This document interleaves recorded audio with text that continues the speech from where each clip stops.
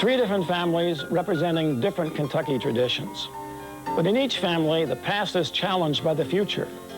And the younger generation must decide what to carry on and what to leave behind. Journalist Al Smith continues the report, captured in this film from the 1970s, Three for Kentucky, Part 2.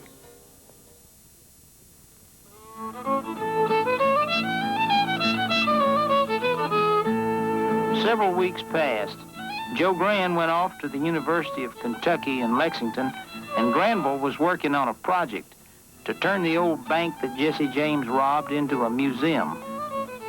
Granville, this is the main banking room, and it needs a little bit of patching up, but generally it's in pretty good shape.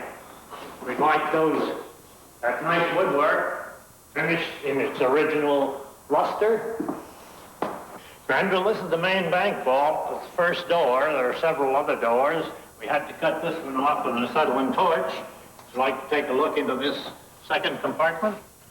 Well, it would be a tourist attraction. There's a story behind it. It would be a sense of accomplishment on the part of the community. It just is a part of the community that ought to be preserved, and even though we don't realize it at the time, it means something to the people that live here, that to say, well, look, we didn't let that building fall down. I think if you can preserve what you had, it would sort of give people more roots and pride in where they came from.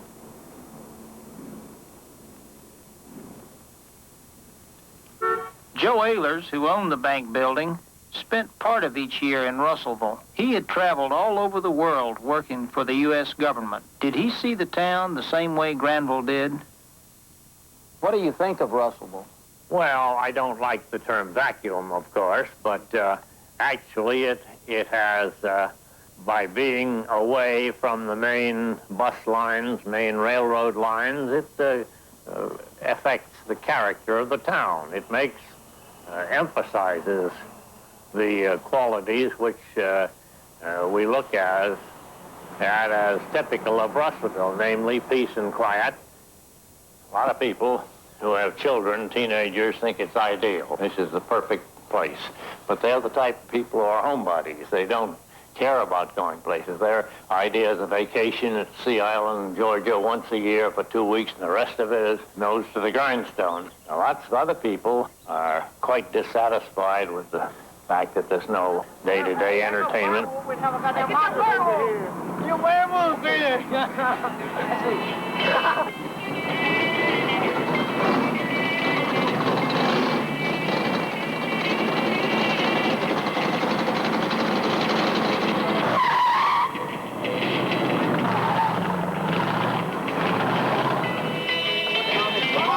What bothers you the most about Russellville? Probably just the kind of mediocrity of life when you're a teenager, the lack of anything to do, and it leads to a lot of stuff. But I think the main reason my father might like Russellville is that he feels it's the best type environment to bring a kid up in, that it's a secure place, and that it offers the possibilities that a kid needs, and that the security of a small town is better than the progress of a larger town. You know about Russellville, when you're there it seems fine because you know that's what you're going to live in.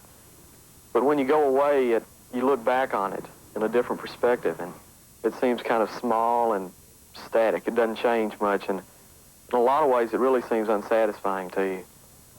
I think another thing I've seen since going away from a small town is that there's so many more problems than just what exists in Russellville with the, people that have problems there. When you go to a state level or a national level, there's just so much more that needs to be done. And if you are there with people that have power and more connections, whatever you want to call it, you can do a lot more than just working on a one-to-one basis in Russellville. And it just kind of opens up a whole new world to you. If you're at a local level, you have to be kind of more cautious, or you have to compromise with other people because everybody knows exactly what you're doing and what you're trying to do. I've noticed this a lot with my father because he'll want something, But when he deals with people that he knows and is going to have to deal with in the future, he has to kind of compromise with them. But at the same time, he can't get what he really wants in the first place. He has to just take a little bit and take what he can get. And being in Russellville, it's all kind of oriented towards one type of thing. Like, my father's broadcasted the football games for about 20 years or so. And I really couldn't see myself taking over and doing that. I don't think I could do that in my life. It'll be fourth down, ball on the 2-yard line. McKenzie replaces Benton in the Panther lineup. It's fourth down, ball on the 2-yard line. Let's go, Panthers! Let's go, Panthers!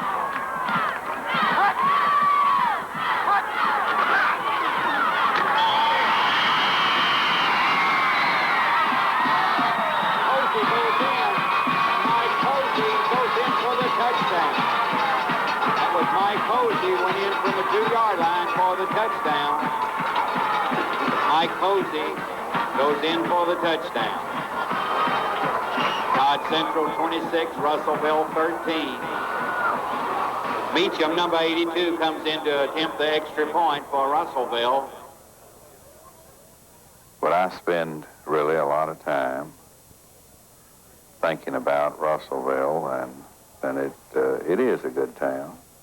And what scares me is if we don't do our part towards making this a good place to rear our children in, it's real easy for a community to die.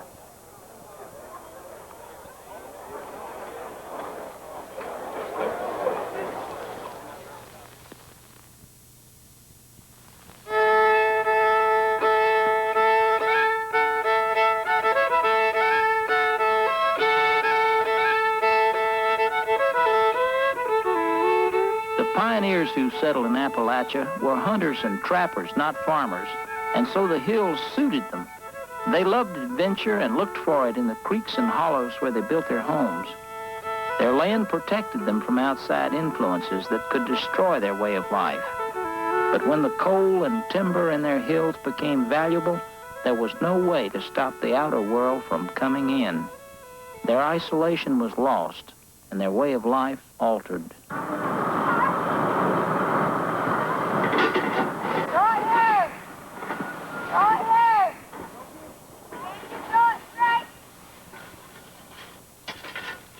Howdy. Howdy. Can you tell me where Mr. Bowling is? He's in the gun shop. Thank you, ma'am.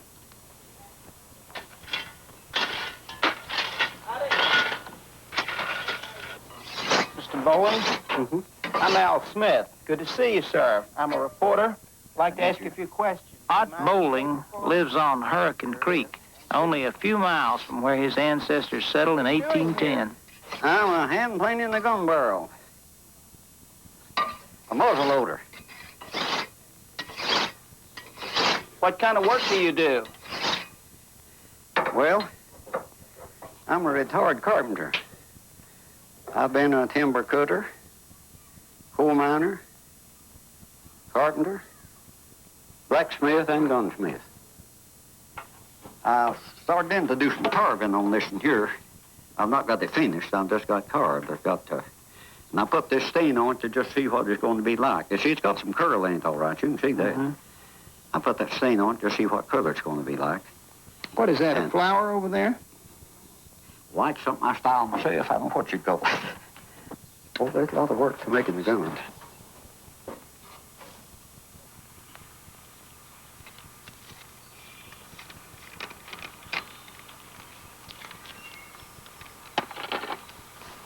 Come out there.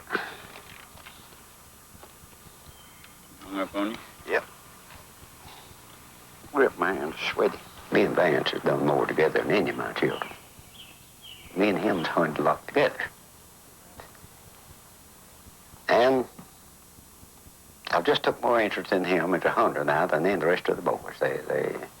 He was more stable in it. He liked to hunt than the rest of them didn't, you know. Yes, that's true.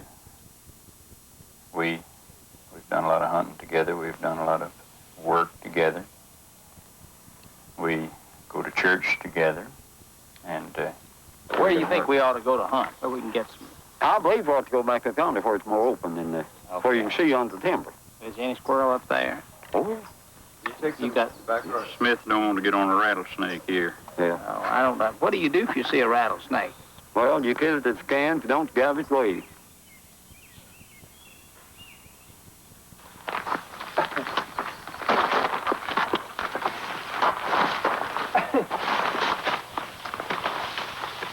I like the woods. I like to be with the wild animals. I like to take my gun. Kind of like old Daniel Boone. I like to stray around through the woods. I don't know if I could exactly tell you why, but Dan Vance is just about like me.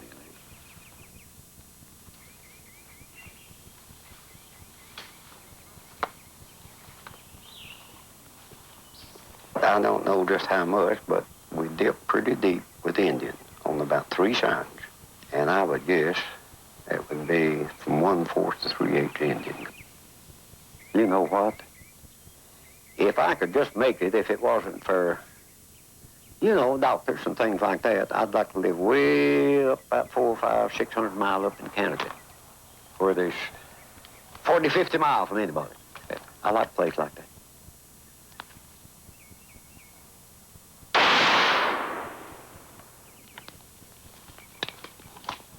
But it must have come from my ancestors. They must have, you know, it would take, a man would have to like, he would have to like adventure in the wild country to come 200, 300 miles right back in the place where there wasn't nobody but the Indians, wasn't he?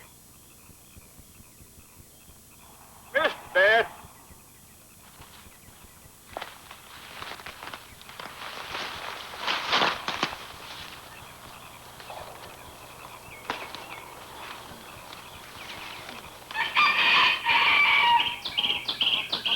How many children did you raise? 5 girls and 5 boys. How did you go about cooking a meal for all of them? Well, I just got me a big lot of taters and beans and things like that and just cooked it up for them. And then in the fall, you see, we put away stuff to feed them through in the winter. And we didn't hardly have to go to the store for anything, only just stuff that we couldn't raise on the farm. Did Ott take the children to church? I took them. He never did take them. I took them always. Well, it used to be awful bad to drink. Seeing I was going to get destroyed, shot in the fellow's house, and so forth. Still nothing to quit, try something else. Well, I felt that he would someday come to the church, and I was in good hopes. And prayed for him all the time. You see, I'll tell you, I worked away from home about 20 years of our first married life. I don't mean I stayed that way that long a time, but you see, probably come home every week, every 2 weeks. I stayed practically away from home the first 20 years of our married life. Worked everywhere they seemed work to do it. And so I just wasn't with them too much until we moved to Big Branch, and then I went to farming, and she made the gardens and all the housework and milking, and me and the boys made the corn and all such as that. We raised about all of our support, but, you know, the sugar and coffee and soda and flour and stuff that you can raise. We lived good over there. What was your biggest satisfaction in life? For the last 15 years, the church has brought me the greatest satisfaction. And my children, they was mean, but they was a great satisfaction when they sold home. I wish I had my one right now. But outside of that, the greatest satisfaction ever I had when I was able to pay my debts.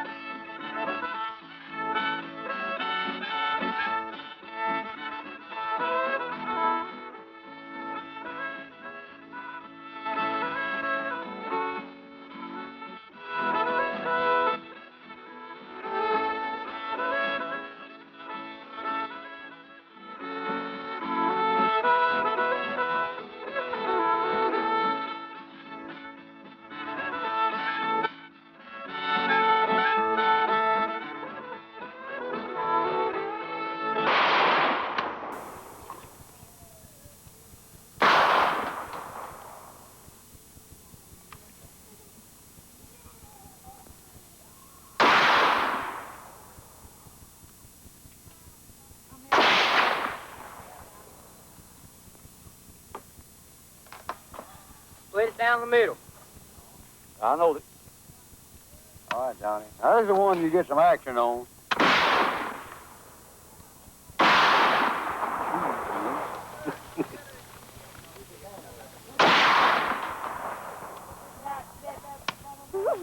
You ever been bit by a snake around here? No, and have no intention of being if I can get around it. You ever kill any big ones around here? Quite a few. Well, not quite a few. The biggest snake I killed was 54. I killed one the other day up in the yard. In your mama's yard? No, in the road up in front of the house, small one. Don't kill too many. All of my squirrel hunting in this country, I was born and raised here, I've never found one squirreling. Why is that, you think? Well, the secret of that is they just don't get where they're at. My father moved back here because he loved it. Likes this creek and he likes to be around his family. He left Detroit knowing that he wouldn't make as much money, but he moved for the principle. He knew that he'd make enough to get by on. Now I just can't see no point in that. I mean, I want to get somewhere where I can make enough money to where I can get by on and then have enough to where I can spend it as I please. Where would you go? If I had my choice, West Coast, probably. Oh, if there's something here that you could make a living at, I'd live here until I died. But I don't want to stay away from my parents too long, and they just ain't nothing here to do. Right around here, the only way you're going to make money is being a carpenter or teach school or working in the coal mines. And I don't have no intention of doing either one of those.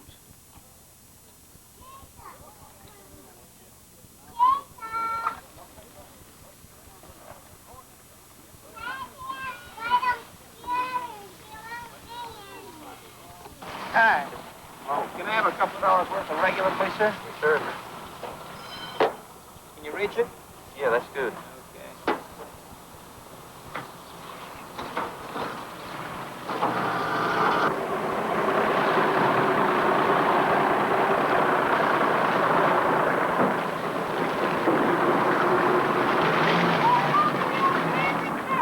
The timber's gone. The best timber's gone. Of course, we still have the logging industry here. But the best timber's gone. The best coal is gone. And the economy of the county is supported by this, and just not enough to provide work for everybody. Our children are sensible children, and they know the situation here, and they know that they would have to settle somewhere else, you know, to really probably make a good living. And I don't think they would want to be on public welfare or something, and if they settled here, it's possible, you know. So I'd rather they settle somewhere else, really. What other problems do you have here?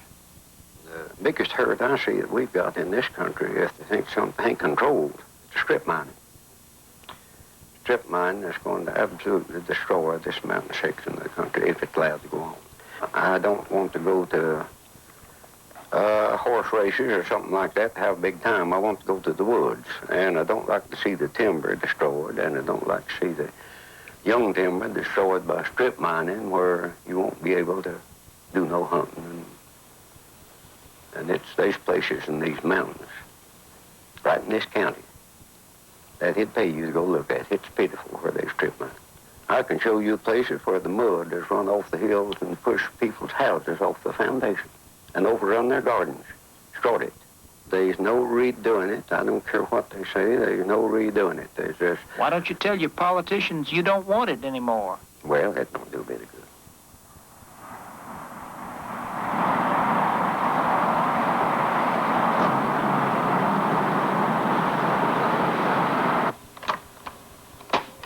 I don't like it because you can't make no money here.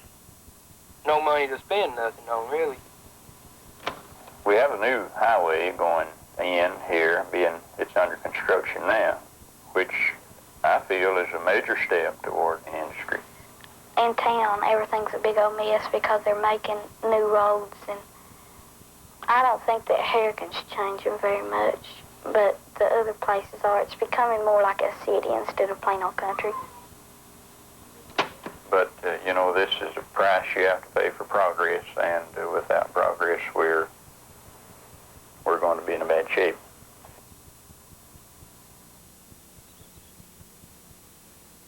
Our Father in heaven, we're thankful this morning that you have spared us to this minute. We're thankful for the many blessings of this life. We know that through you we live and move and have our being. We're thankful for this country of ours, whereby that we're able to meet to the house of God to worship thee in spirit and in truth without fear of being molested by civil authorities. We're thankful for the many natural blessings of this life as well as the spiritual that you have provided for us. May we live such lives while here we stay that when we're called upon to leave, that we can hear you say, well done, good and faithful servant. Enter into the joys of the Lord. In Jesus' name we pray. Amen.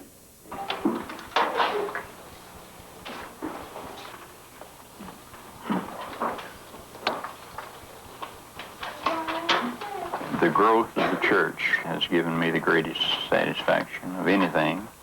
This is one thing has contributed to me staying here. Of course, another thing is I don't like the city. Last evening sun is sinking low. A few more days, and I must go.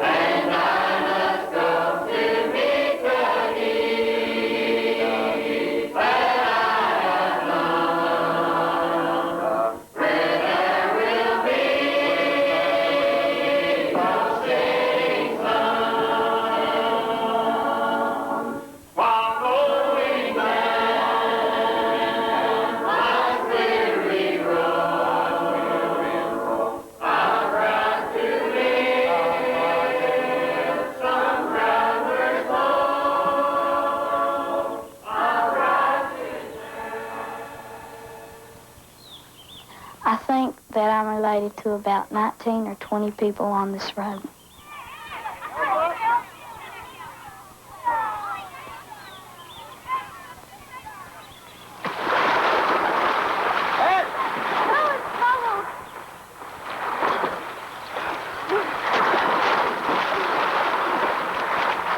Well, in the summertime, I usually just swim. In the winter, I go sleigh riding. And spring, I go out and look at all the new things that's coming in. And in the fall, I like to rake the leaves and play in them. I think I would like to live here and raise my youngins, and I don't think I would like any other place because they just ain't got no hills. They're just so pretty and everything. And the other places, they're pretty, but the hills just makes a big difference. Oh, God.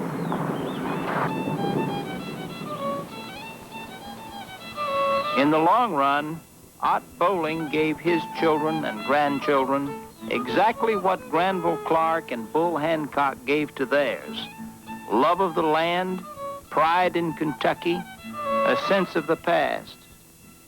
In each region, a Bowling or a Hancock or a Clark had applied himself with readiness and vigor to improve on his legacy. In each case, the children had shown themselves receptive to what was passed on. But perhaps each parent wondered, can these my children make it with what I have given them?